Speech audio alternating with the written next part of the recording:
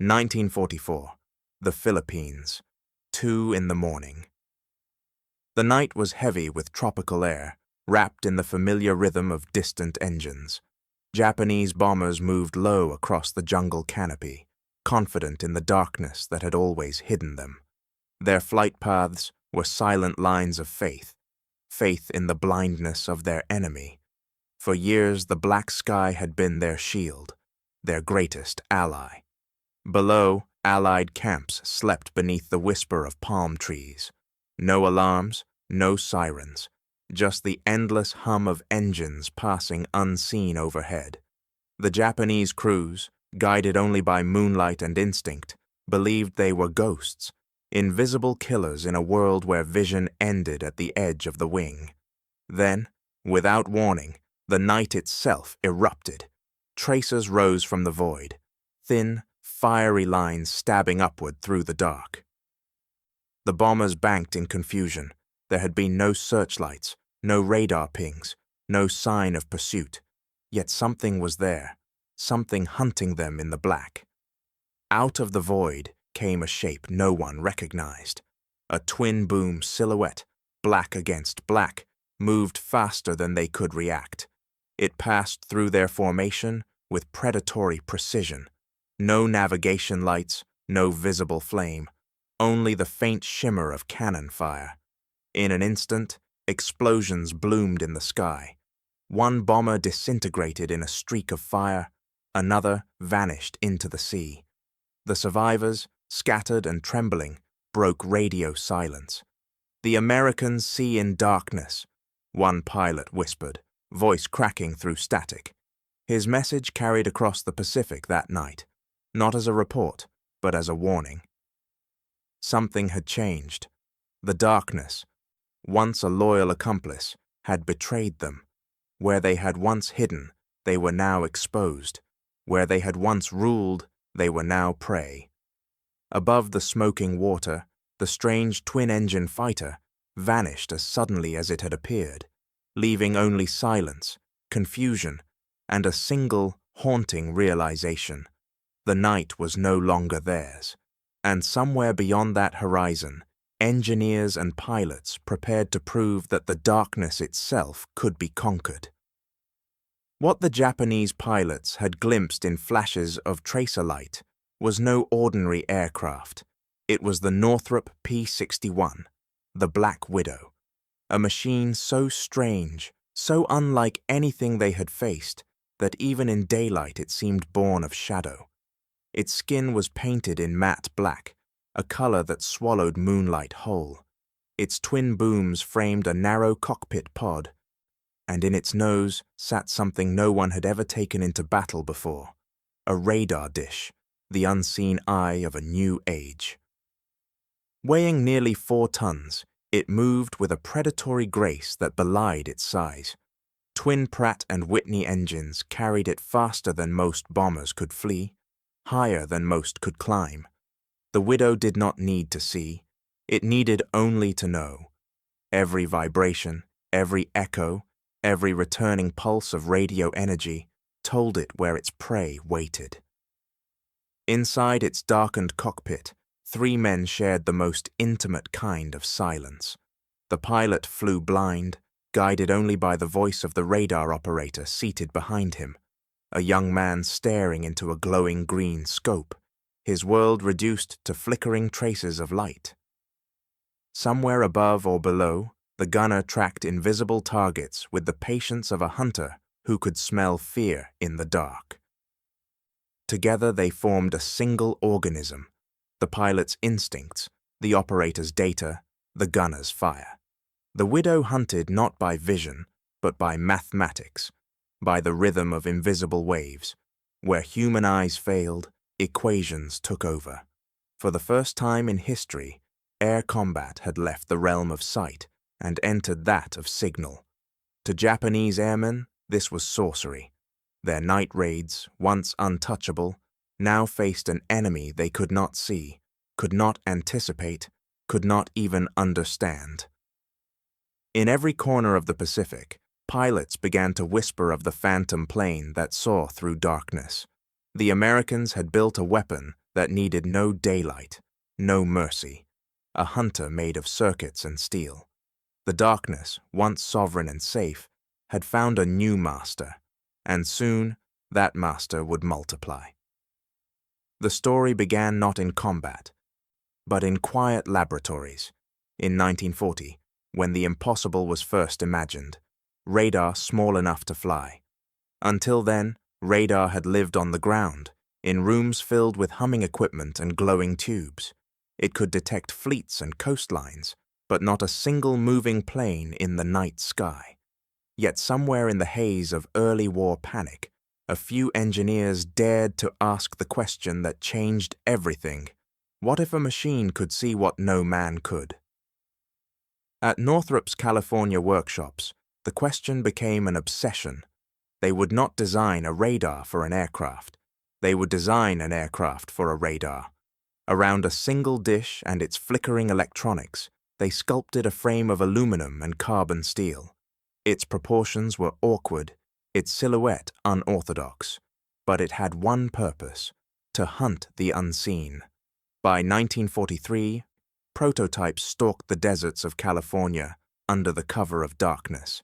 Test pilots trained over ghostly terrain, guided only by the faint echoes on phosphorescent screens. Inside those cockpits, radar operators learned to read light as language. A drifting dot meant an enemy, a flicker meant a storm, a steady glow meant contact. What had once been invisible now had shape. Many within the Air Forces doubted it would ever work. Too heavy, too complex, they warned. Combat is human, not electronic. But the war was changing faster than belief. Every night raid, every unseen attack gave new urgency to those ghostly tests in the Mojave. By late 1943, the prototype had become a weapon. The U.S. Army Air Forces called it revolutionary. The skeptics called it fantasy. And when it finally reached the Pacific, fantasy became fear. For the first time, darkness was not protection. It was a trap. The Black Widow had taken flight, and in its nose, the first airborne radar scanned the night like a blind god learning to see. What began as experiment would soon become legend for Japanese pilots, a legend written in fire. They had trusted the night. They would learn to fear it. For the Imperial Japanese Air Force, the night was not a danger. It was a doctrine. In the early years of the Pacific War, their bombers moved like whispers across the tropics. Luzon, Guadalcanal, Rangoon, names that became echoes in the dark. When the sun fell, their power multiplied. Searchlights turned helplessly across empty skies. Anti-aircraft batteries fired at sound alone. To the Japanese commanders, the darkness was not a void. It was a weapon, one they believed no nation could ever take from them. At the height of Japan's expansion, this confidence bordered on faith. Their night raiders flew with open cockpits and minimal instruments, navigating by stars and instinct. Missions were conducted in silence, radio contact forbidden to preserve secrecy. Crews trusted only in their own discipline and the blindness of their foes. From the jungles of Burma to the shores of the Solomon Islands, Allied camps learned to fear the droning rhythm of engines they could never find. Searchlights clawed upward through clouds, white beams cutting across the heavens, always a moment too late. The bombers were gone before the light arrived, their shadows swallowed by the sky itself. Anti-aircraft fire answered blindly, thunder in the wrong direction. Each failed defense deepened Japan's conviction that night belonged to them. Among pilots, a quiet saying passed between missions: "Yoru wa tenno no mono da." The night belongs to the emperor. It was not arrogance, it was certainty born of success. For 3 long years, their raids struck airfields, depots, and supply lines with near impunity. Allied commanders could track their losses, but not their assailants. The sky after dusk seemed untouchable, sacred to Japan's will. And in that illusion of mastery lay their downfall. Because while Tokyo celebrated its ghost squadrons, engineers in America were erasing the very principle that gave them power. Radar, still primitive, still bulky, was shrinking, refining, evolving. Every failure to stop the night raids became another reason to push harder, to mechanize sight itself. The Japanese pilots believed the darkness was eternal, that the human eye would always define the limits of war. They could not imagine a world in which machines would see what men could not, or where invisibility would cease to be protection. Their empire had built its confidence on the blindness of others. But far across the ocean, in factories lit by flickering lamps, another nation was teaching the night to see. And soon, the emperor's invisible weapon would face the world's first mechanical eyes. In the early years of the Pacific War, America was blind after sundown. When darkness fell, the nation's vast industrial might meant little. Airfields fell silent, searchlights froze mid-sweep, and the sky became the enemy's domain.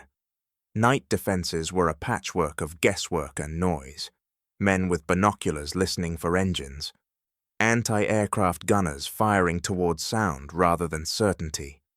Every tracer that arced into the void marked not confidence, but confusion. Across the ocean, Britain had already built a new kind of defender, radar-equipped night fighters, born from years of desperate adaptation under the Blitz. America had watched, learned, and admired, but it had not yet built. When the Japanese began their own nocturnal assaults across the Pacific, the United States had no eyes to meet them. Technology existed in theory, not in metal. Night after night, bombers slipped through the black unseen, and every explosion below was a reminder that darkness was not neutral. It was a weapon. In the laboratories of Northrop Aircraft, secrecy replaced sleep. The challenge was monumental. Radar equipment was massive, fragile, and never before flown in combat. Engineers worked behind locked hangar doors, sketching designs around the radar's weight and heat, its wires and tubes glowing faintly in the dark. The project had no precedent, only urgency. It was a race not for superiority, but for visibility itself. When the first test aircraft emerged, pilots climbed aboard into cockpits stripped of comfort. There were no stars, no horizon, no visible enemy, only the steady hum of engines and a dim radar scope glowing like a green moon. Training meant trusting that ghostly light, interpreting blips as life and distance. For many, it felt like blindness made mechanical. The instruments replaced instinct, and faith replaced vision. Not all made it home. Some aircraft vanished into the Black Sea or broke apart on unseen hillsides. Each loss became a lesson written in blood. Another adjustment, another recalibration, another refinement of the machine that would one day see perfectly. Out of each tragedy, the radar grew sharper, the pilots wiser, the coordination more fluid. By late 1943, the U.S. had begun to bridge the gap between invention and comprehension. The Black Widow was taking shape, a creature of circuitry and will. America had stumbled through its blindness, but it was learning to open new eyes. And in the Pacific, where Japanese pilots still trusted in the darkness, that awakening would soon change everything. But what they didn't know was that the weapon they mocked would soon erase their advantage entirely. In Tokyo, intelligence officers gathered around intercepted American transmissions and smirked. Reports spoke of a radar night fighter, a plane that could see through darkness. To Japan's analysts, it sounded like superstition, another Western boast wrapped in science they believed was still clumsy, uncertain, and impractical. No machine, one report read, can find a bird in darkness. Their faith was not in ignorance, but in precedent. For centuries, the human eye had defined the limits of war. Machines could extend reach, but not perception. In the war rooms of the Imperial Army, skepticism hardened into comfort. They measured progress by what they could see, and what they saw was an enemy still blind at night. American anti-aircraft fire continued to miss. Radar installations still faltered under humidity, and no pilot yet claimed a night interception. It was proof, they thought, that darkness would always serve Japan. The laughter that followed those early reports was the laughter of certainty, a dangerous kind, born not of arrogance, but of repetition. But across the ocean, patience was quietly rewriting reality. In small laboratories from Massachusetts to California, American engineers worked by the pale glow of vacuum tubes, fragile glass cylinders that pulsed with heat and light. From these primitive filaments, they built precision.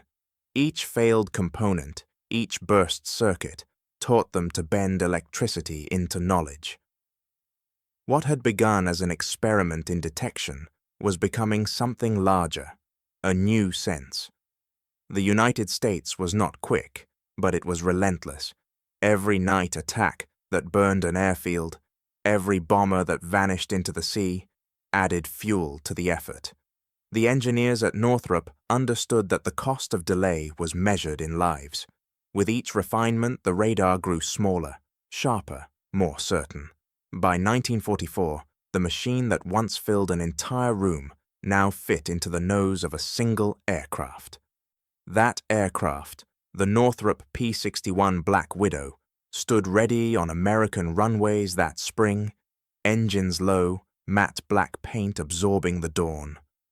Crews tested their instruments one last time, the glow of their radar scopes flickering like captive stars. Orders came quietly. Deployment to Saipan. The first squadrons would leave within days. In Tokyo, laughter still echoed in conference rooms and briefing halls. Analysts dismissed rumors of radar fighters as propaganda. They spoke of honor, training, and courage, virtues that no machine could replicate. But war does not measure virtue, it measures adaptation. When those first widows took to the Pacific skies, they carried with them not vengeance but proof that human vision was no longer the edge it once had been. Within months, that laughter in Tokyo would vanish, replaced by something colder, static on Japanese radios, voices cut off mid-sentence, their signals swallowed by silence.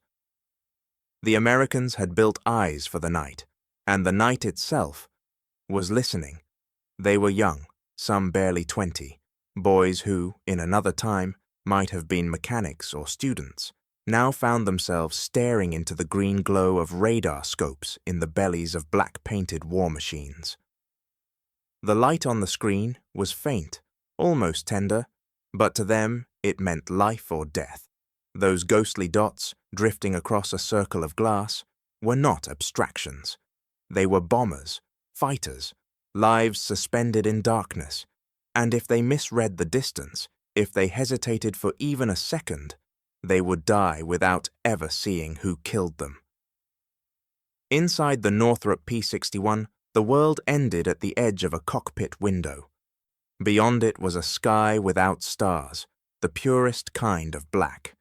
The pilot flew blind, his instruments glowing faintly, his trust anchored entirely to a voice behind him. That voice belonged to the radar operator, calm, measured, almost mechanical. Left, up a degree, target 2 miles, closing fast. In those few words, a new kind of warfare was born. The operator sat cocooned in darkness, headphones pressed tight, eyes fixed on his scope. The blips moved slowly, uncertainly, sometimes vanishing, sometimes reappearing. To track them required patience, intuition, and faith, not in God or fate, but in electrons bouncing through the void. His role was both scientific and spiritual, to translate the invisible into action. Moments stretched into minutes, sweat gathered beneath oxygen masks, somewhere above the Pacific, the faint echo of a Japanese bomber pulsed across the screen. The operator whispered course corrections. The pilot responded with micro-adjustments, guided not by light but by trust. Behind them, the gunner sat ready, eyes straining for a target that might never appear. Then suddenly, contact. The echo on the scope merged with the range marker. 1,000 yards, the operator said, voice barely audible. The pilot squinted into the dark, and for a heartbeat, there it was, a faint outline, a blacker shadow against the night. Guns rattled. The bomber erupted in flame, vanishing into the sea. The crew exhaled together, as if waking from a dream. Night fighting was unlike any form of combat the world had known. It was not about speed or strength, but synchrony. The P-61's three-man crew had to function as one organism, each heartbeat, each breath aligned. A radar operator's hesitation could send them off course. A pilot's doubt could cost them the shot. Communication became rhythm, and rhythm became survival. Over time, their coordination evolved into something almost artful. Pilots learned to sense patterns in the operator's tone, to feel distance not through sight, but through timing. Gunners memorized silhouettes from training slides, identifying aircraft by the briefest glint of reflection. The technology was new, but what made it lethal was not the machine. It was the men who learned to trust it. To fly a Black Widow was to live between faith and mathematics. Each mission blurred the boundary between man and mechanism.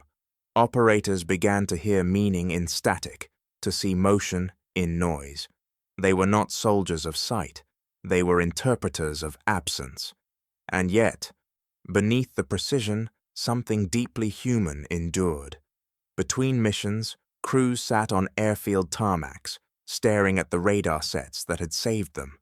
They joked softly, smoked cigarettes, and wondered aloud whether they were still fighting as men, or as extensions of a machine that understood the night better than they ever could. The P-61 demanded more than courage. It demanded humility, a willingness to surrender instinct to data, to believe that an unseen pulse could guide a hand more surely than the eye.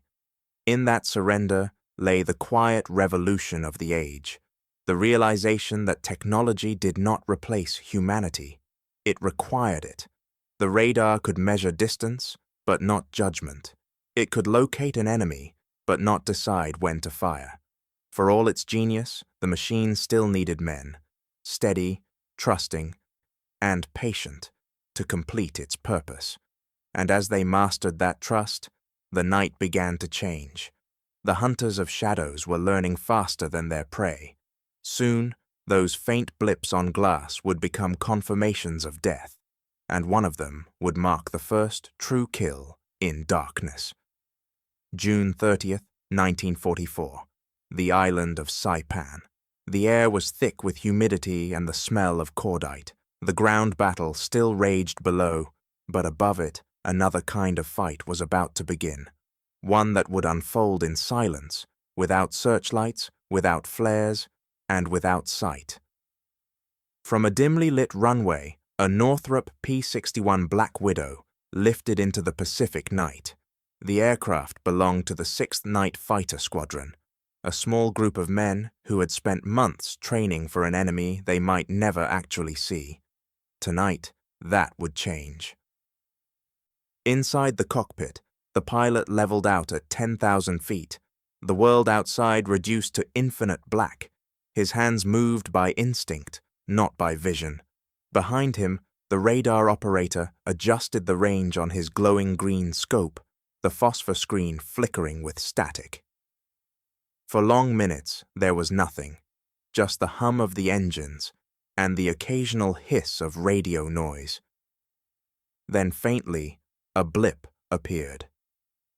At first, it looked like a ghost, weak, uncertain, shifting on the edge of detection, but the signal held. A Japanese bomber, inbound for the American beachhead, unaware that for the first time in history, someone was watching. Contact, the operator said quietly. Range 5 miles. There was no moon, no visible horizon, no starlight to guide them.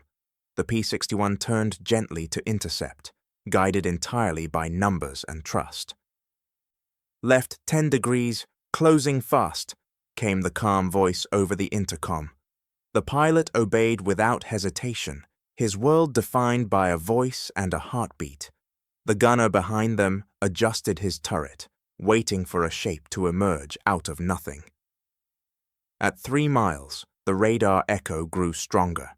The operator's voice grew lower, more deliberate. 2 miles, 1.5.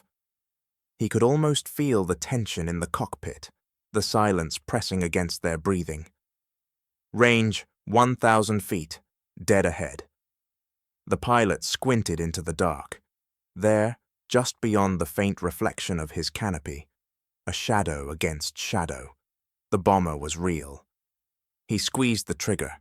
4 20mm cannons erupted beneath the nose, and in an instant the void was torn open by light. The rounds struck home, and the Japanese aircraft bloomed into flame, a silent flower of orange and white against the endless black.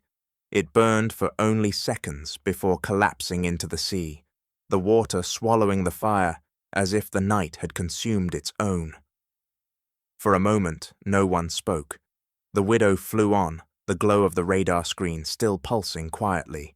Then, through the intercom, came a single, steady voice. Target destroyed, unseen. That message, just 3 words of confirmation, traveled farther than the explosion itself. It marked not just a victory, but a threshold crossed. For centuries, darkness had hidden armies, fleets, and men from one another. On that night over Saipan, it failed for the first time. The P-61 circled once, its engines a whisper over the wreckage below. The radar operator leaned back in his seat, staring at the empty scope. The dot was gone, erased, like a ghost finally laid to rest. In the control tower, radio operators logged the engagement in silence. Few understood its significance yet, but in time, historians would point to that night as the moment when vision itself became obsolete, when human sight ceased to define the limits of war. The crew of the Black Widow returned to base just before dawn, their aircraft streaked with salt and soot. They spoke little, there was nothing to describe. They had fought a battle they could barely see, and yet had seen everything that mattered. The message sent back to command was brief, almost clinical. Enemy bomber destroyed, no visual contact, radar confirmed. It was the first recorded radar kill in the Pacific War, the end of Japan's illusion of night invulnerability, and as the sun rose over Saipan, it revealed a truth no nation could ignore. The dark was no longer safe. By late 1944, the night skies belonged to a new species of hunter. Across 3 continents, from the jungles of Burma to the coral airstrips of the Marianas and the misted fields of France, the Northrop P-61 Black Widow rose into the darkness each evening. It no longer crept tentatively into combat as a prototype or experiment. It now prowled with confidence, its crews experienced, its technology proven. The Widow had become what its engineers intended, the master of midnight. Each squadron gave its aircraft a name, a small rebellion against the anonymity of war. Lady in the Dark, Moon Happy, Bat Out of Hell. Painted in ghostly white letters across matte black skin, these names carried humor, fear, and pride. The planes themselves seemed alive, vast, silent predators gliding through the invisible air with the grace of shadows. To those who saw them take off, they were machines. To those who met them in the night sky, they were myths. Night after night, the Widows hunted, not recklessly, but with the precision of surgeons. Japanese bombers, reconnaissance planes, and cargo transports that once flew unchallenged now found themselves stalked by echoes. The duels were not fought in sight, but in signal. Pilots maneuvered against blips on a screen, trying to interpret the enemy's movement before the eye ever could. To fight the Widow was to be hunted by mathematics, by pulses of radio energy moving faster than thought. In the Pacific, it became a pattern of inevitability. A Japanese bomber would lift into the dark, confident as ever, guided by starlight and memory. Somewhere miles away, an American ground controller would track its course, relaying bearings to a P-61 already climbing to intercept. Minutes later, on a radar scope, a faint trace appeared. Range closing, angle narrowing. The operator's calm voice guided his pilot in. A flash of cannon fire, and the sky went quiet again. The bomber would never return. The Widow's crews began to sense the war's strange symmetry. For every night they took back, another belief died. Japanese aviators, once proud masters of stealth and daring, grew increasingly desperate. They dropped flares in mid-air, hoping to confuse their pursuers. They flew erratic courses, zigzagging through clouds, sometimes even cutting engines to drift silently through the void. But radar was not fooled by silence. The Black Widow could see without hearing, could hunt without light. Paranoia crept into the Japanese squadrons. Pilots began to speak of Kuro no Oni, the black demons that appeared without sound, killed without warning, and vanished before dawn. Crews performed rituals before takeoff, hanging small charms from the cockpit canopy, whispering prayers into the darkness they no longer trusted. The night had betrayed them. By early 1945, the P-61 was everywhere, in the Pacific, in the China-Burma-India theater, even in Europe. Over the Ardennes, it hunted German night raiders just as efficiently as it had hunted Japan's. The Widow was not a regional weapon, it was a revelation in metal. It proved that invisibility was no longer human privilege. Yet inside each aircraft, the human element remained the soul of its lethality. The pilots, radar operators, and gunners shared a bond forged in silence. Their victories were unheralded. No cameras, no sunlight, no spectators. Only the confirmation of an echo fading from the radar screen and the quiet acknowledgement of survival. Each mission deepened the same truth. Darkness had changed sides. What had once sheltered the bold had exposed them. What had once hidden their movements now betrayed them. By war's end, the Black Widow had flown hundreds of successful sorties across every major front. To its enemies, it was an unseen terror. To its crews, it was a burden of responsibility, to wield the world's first true mechanical vision with restraint. The night no longer belonged to courage, it belonged to comprehension. And soon, in the final months of the war, one widow named Lady in the Dark would earn her place in legend. By the spring of 1945, the Pacific War had entered its final act, a campaign fought not just on islands and seas, but in the air above them, where the line between visibility and oblivion had all but disappeared. Over Iwo Jima and Okinawa, where the smell of salt and cordite hung thick in the air, a new kind of night descended. It was not the comforting dark of rest or concealment. It was the dark of anticipation, because somewhere within it, the hunters were already waiting. Each evening, as Japanese bombers lifted from their coastal airstrips, they believed they were unseen. The plan was simple: cross the waves under cover of darkness, strike the newly captured American bases, and vanish before dawn. But on those nights, the darkness no longer obeyed them. Before the raiders even cleared their own coastlines, American radar stations on outlying islands were already tracking their ascent. The same radio waves that once belonged only to weather and navigation now served a new master, the hunter in the dark. From command tents illuminated by faint red lamps, ground controllers plotted the enemy's course with pencils that never hesitated. Bearing, altitude, speed. Then came the call over radio. Vector Black Widow, 30 degrees, Angels 8. And somewhere above the Pacific, a P-61 would bank silently, twin engines humming as it slipped into the night. A machine without reflection, without light, without warning. To the Japanese pilots, the first sign of danger was often the last. A tracer streaked across their wing. A burst of cannon fire ripped through the silence, and then, nothing but fire. The Black Widow would appear for only seconds, its silhouette revealed by the glow of its victim's explosion.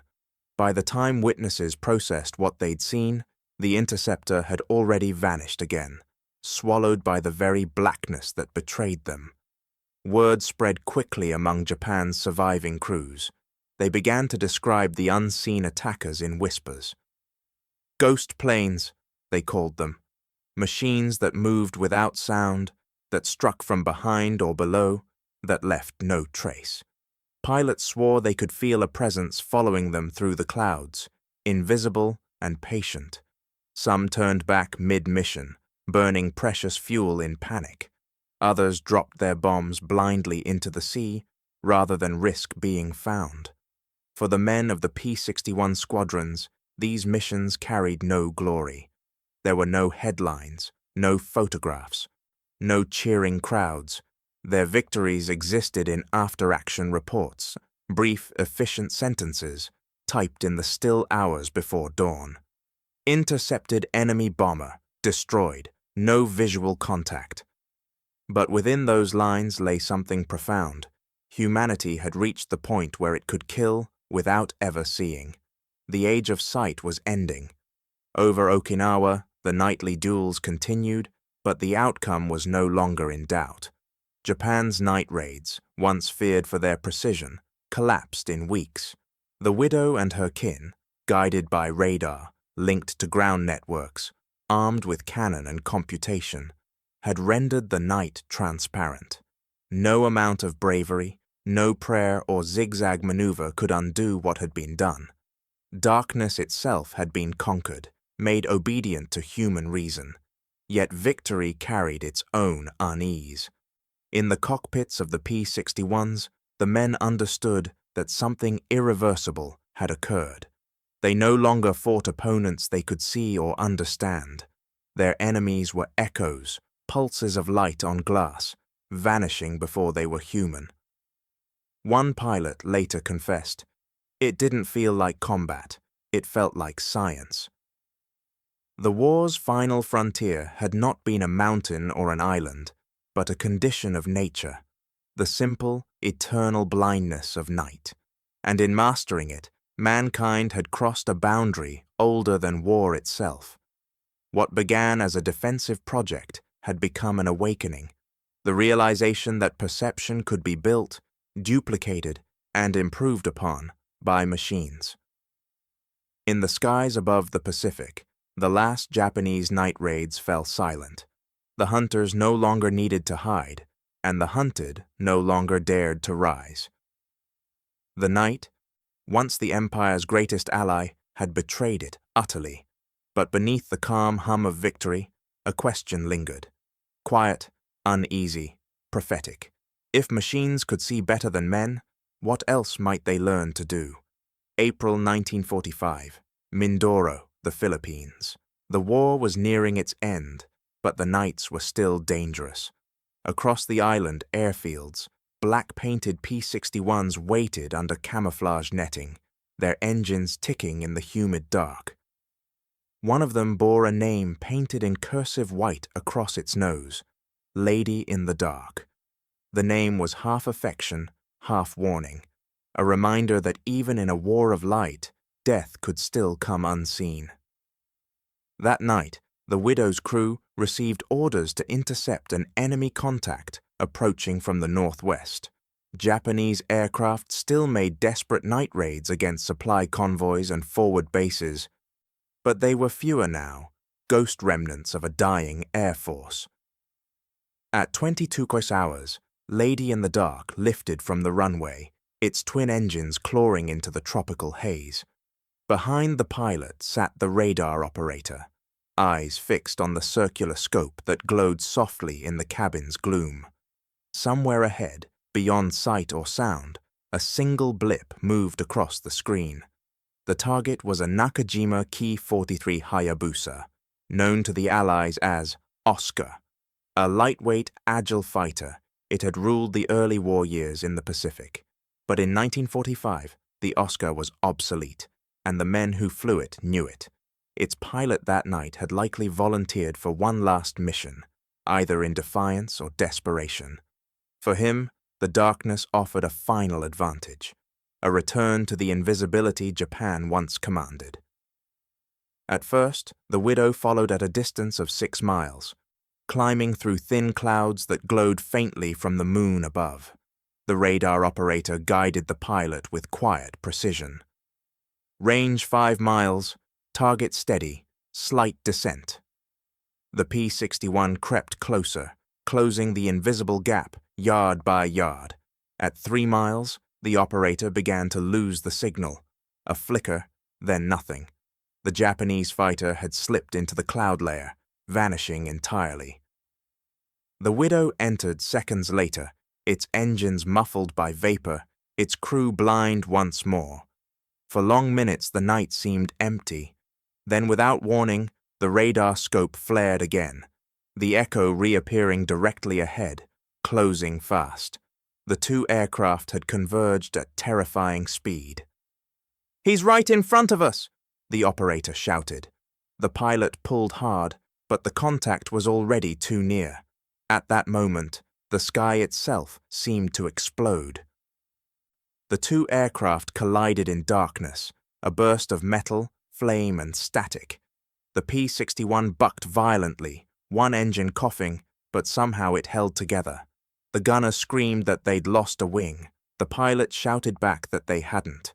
For a few seconds, the Widow tumbled, then steadied, its instruments flickering back to life. Below them, the radar echo disappeared, gone as completely as if it had never existed.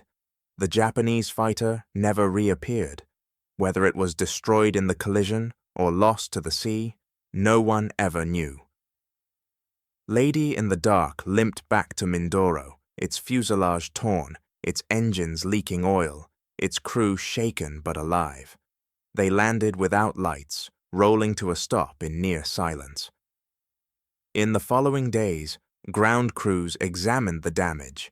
The Widow's nose was crushed, one propeller bent, the right wing punctured in several places. But she had survived, and her crew's report told a story stranger than fiction, a radar interception, a mid-air collision in total darkness, and a kill achieved without a single bullet fired. Historians would later call it the last air-to-air victory of the Pacific War. There was an irony in that ending. For 4 years, Japan had ruled the night, a realm of courage and invisibility. But in April 1945, its final air loss came to an opponent it never truly saw, a machine that fought by faith in mathematics and the rhythm of radio waves. The empire that once trusted the dark had been undone by it. The Lady in the Dark was repaired and returned to service, though her crew never forgot that night. They had not seen their enemy, and yet they had defeated him. It was victory by absence, a triumph not of strength, but of perception. The night over Mindoro was quiet after that. No more raids came. The Japanese airfields fell silent, and somewhere in that silence, the last duel of the Pacific passed into history. Appropriate, perhaps, that the war's final victory had come without daylight, won not by the sun, but by a machine that had learned to see without it. The night had chosen its side. Behind every night victory, behind every whisper of target destroyed, there stood not only courage, but calculation. The triumph of the P-61 was born not in cockpits, but in laboratories, where minds worked in the language of wavelengths and reflection. For every pilot who hunted in darkness, there were engineers who had already mapped that darkness into numbers. Their invention was not just a weapon, it was a revolution. The Black Widow's eyes were powered by a miracle of wartime physics, the magnetron, a small, unassuming metal cavity that generated microwaves strong enough to pierce the night. Each pulse of radio energy radiated outward from the nose of the aircraft, invisible and instantaneous. When those waves struck metal, some energy returned, a faint echo, a signature of existence.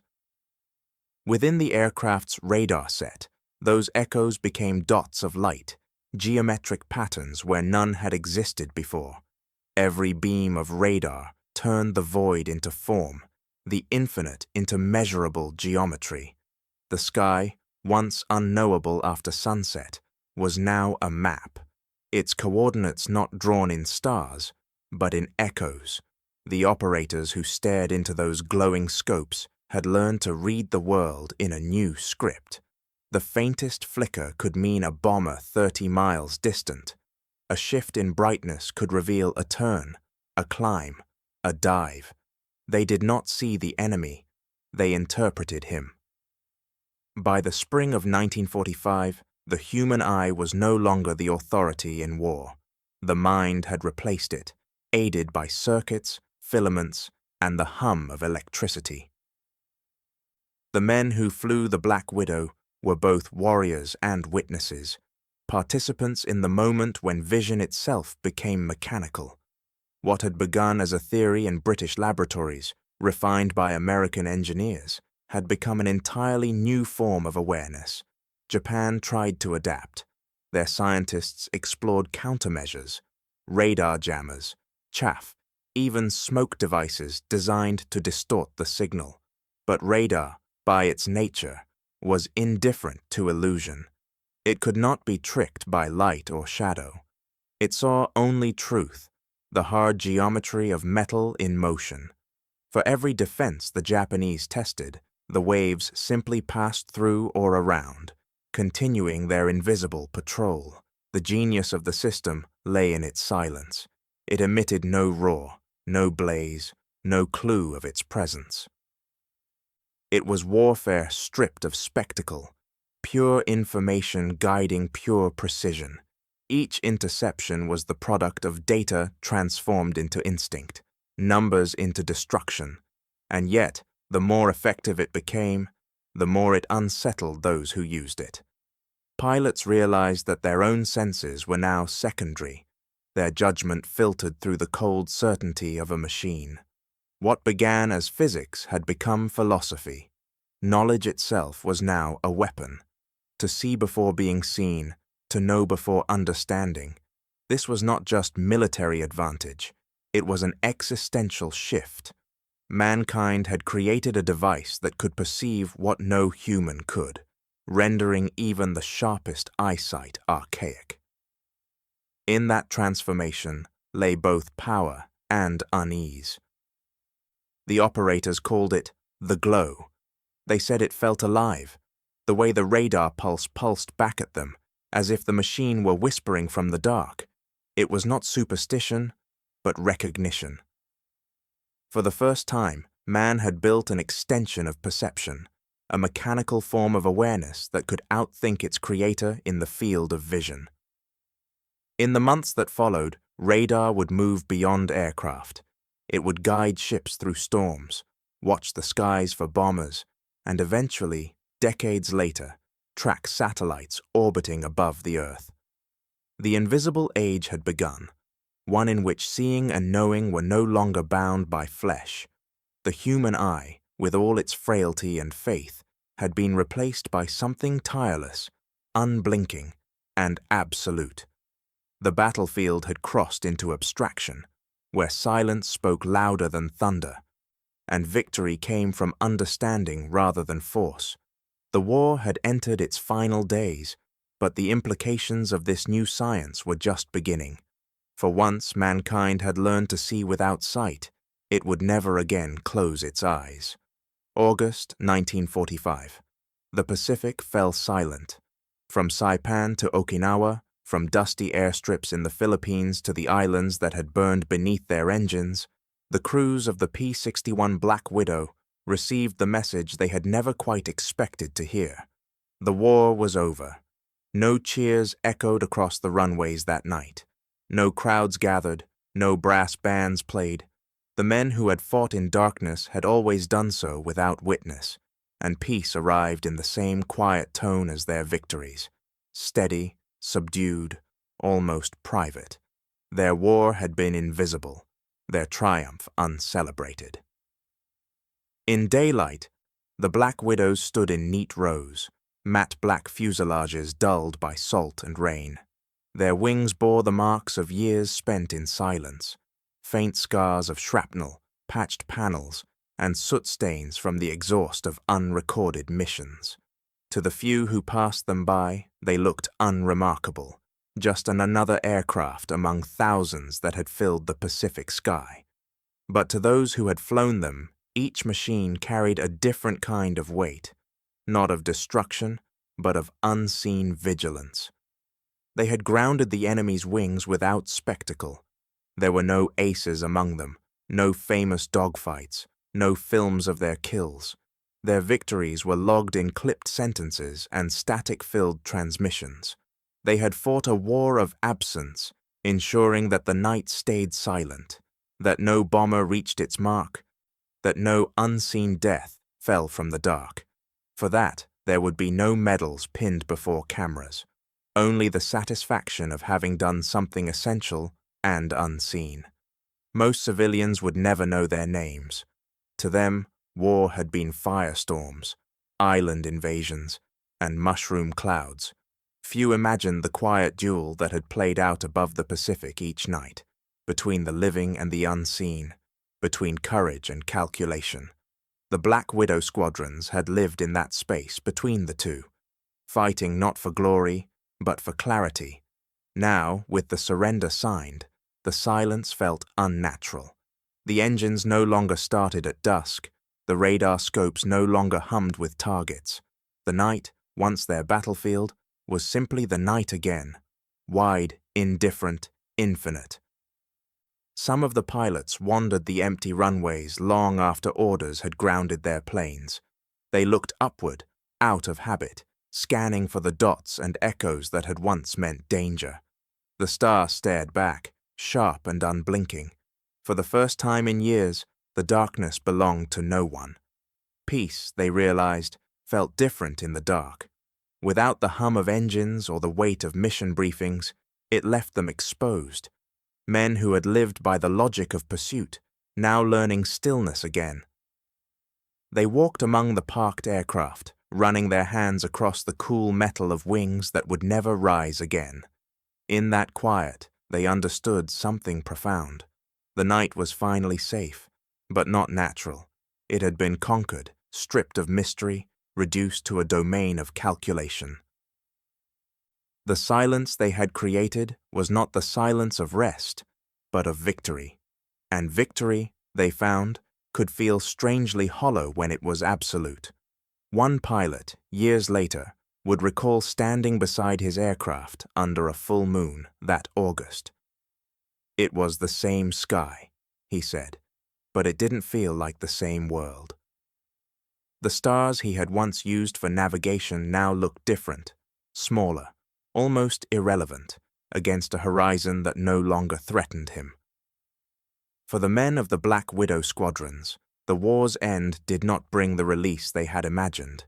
It brought a reckoning, a quiet awareness that they had crossed a threshold from which humanity could not return. They had given the night eyes, and in doing so, had changed its meaning forever. The runways emptied, the lights dimmed, and the sound of engines faded into history. The men who had hunted shadows were left only with their memories and the uneasy peace they had helped to create. The night was finally quiet. It was quiet because it had been conquered. When the guns fell silent in 1945, the world stepped out of the darkness the P-61 had learned to master. Yet the silence of peace did not mean the end of what the Black Widow had begun. It was only the beginning. In hangars across the Pacific and laboratories across America, the machines that had once hunted in the night were studied, dismantled, and reimagined. Their purpose had changed, but their legacy had not. From the circuits of those wartime radars came the foundations of a new world, one defined not by conquest, but by comprehension. The same waves that had found bombers in darkness would soon find incoming storms, guide aircraft through fog, and trace the paths of ships across oceans. Every return echo, once a symbol of destruction, became a promise of safety. In this way, Japan's defeat became humanity's transformation. The Cold War arrived swiftly, but with it came a new doctrine: deterrence through detection. Nations realized that knowledge itself had become the ultimate defense. Early warning networks stretched across continents.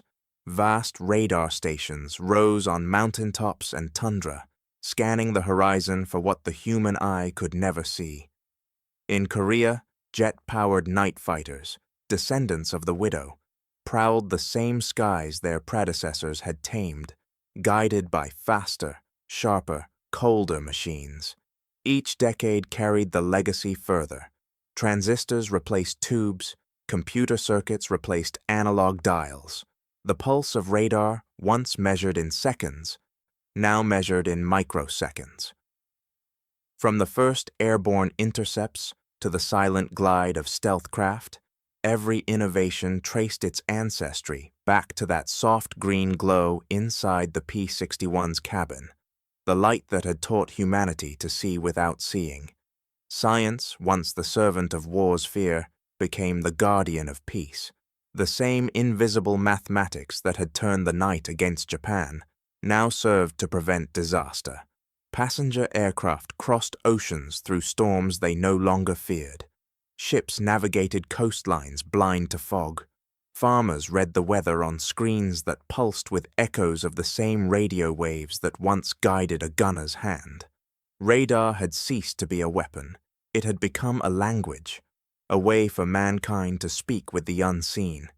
Even Japan, once undone by this technology, embraced it. Within years, its own engineers were building some of the most advanced radar systems in the world, not for battle, but for safety. What had once symbolized humiliation became a cornerstone of renewal. The same nation that once trusted the night learned instead to measure it, understand it, and control it. The invention that ended invisibility also ended innocence. Humanity had crossed the threshold from sight to perception, from seeing the world as it appeared to knowing it as it truly was. Darkness could still exist, but not as mystery. The night sky, once sacred to myth, was now a field of measurable echoes, each one a reminder of what the war had taught, that knowledge, like power, could be both shield and sword. Every radar screen flickering in an air traffic tower, every weather satellite orbiting above, owes its existence to those first experiments on California test ranges, and to the young radar operators who once sat in silence, interpreting ghosts on glass. They did not know it then, but they were charting the boundaries of the modern world. The night that once terrified civilizations had been made legible. It could be read, understood, and predicted. Humanity had conquered not just an enemy, but the blindness of its own limitations. They made darkness readable, and mankind never flew blind again. In the early years of the Pacific War, Japanese pilots spoke of the night as though it were alive, a loyal companion that wrapped itself around them, hiding their movements, muffling their engines, guiding them safely home. To fly beneath a moonless sky was to enter a covenant with the elements, darkness for invisibility, courage for survival. For them, the night was not an obstacle. It was an ally. They trusted it completely. For 3 years, that trust was rewarded. Allied searchlights swept across empty heavens, their beams slicing through humid air only to reveal nothing. Bombers passed overhead unseen, and by dawn, the evidence of their passage burned quietly on the horizon. The night protected Japan's aviators with the same reliability that daylight punished them. It was the last domain where faith still outweighed science, but faith in war is always temporary. In 1944, a shape began to appear in that familiar darkness. Twin engines, twin tails, and a faint hum that came from nowhere. The Japanese pilots did not understand what they were seeing. It had no lights, no visible form until it was too late. When its cannons fired, the sky itself seemed to ignite. Those who survived called it the ghost machine. The Americans had built something that could see in the dark. The Northrop P-61 Black Widow was not just an aircraft, it was a contradiction. Heavy, yet agile. Blind, yet all-seeing. Inside its cockpit, light flickered where no light should be. Radar scopes glowed with life, turning the invisible into geometry. For the first time, men fought not with sight, but with understanding. The widow did not need the moon to find her prey. She needed only echoes, mathematics, and trust. For Japanese airmen, this was the betrayal of nature itself. The night, their oldest ally, had turned against them. What once hid them now revealed them. The blackness that had given them confidence now whispered their location to an enemy they could not perceive. The same darkness that once separated courage from fear had become indistinguishable from both. In every encounter, the shift became more pronounced. The night raids that had once terrified Allied camps now ended in confusion and flame. Planes vanished without warning. Survivors spoke of searchlights that moved with impossible precision, of gunfire that seemed to anticipate their every turn. In truth, there were no searchlights, only signals, reflections, and the human minds that had learned to interpret them faster than thought. Technology had rewritten fear itself. Where men once felt helpless in the dark, they now trusted it, not for concealment, but for clarity. The P-61's crews no longer feared what could not be seen. They embraced it. They made darkness their element, their advantage, their certainty. The lesson was profound and unsettling. That courage no longer belonged to those who flew blind, but to those who dared to see through machines. When Japan's surrender came in August 1945, it was not only an empire that had fallen, it was an idea. The belief that bravery and instinct alone could master nature had been rendered obsolete. The war had proved that awareness was the new courage, and that knowledge, not hope, would define the future of survival. The night skies grew quiet again, but they were not the same. Every beam of radar, every satellite orbiting above, every pilot guided by instruments, owes its existence to that transformation. The moment when darkness stopped being mystery and became information. Humanity had crossed a threshold it could never uncross. Japanese pilots once trusted the dark as shield and companion. They believed that what could not be seen could not be touched. Then came a machine that saw what men could not, and the night itself turned traitor. They trusted the night once. They never trusted it again.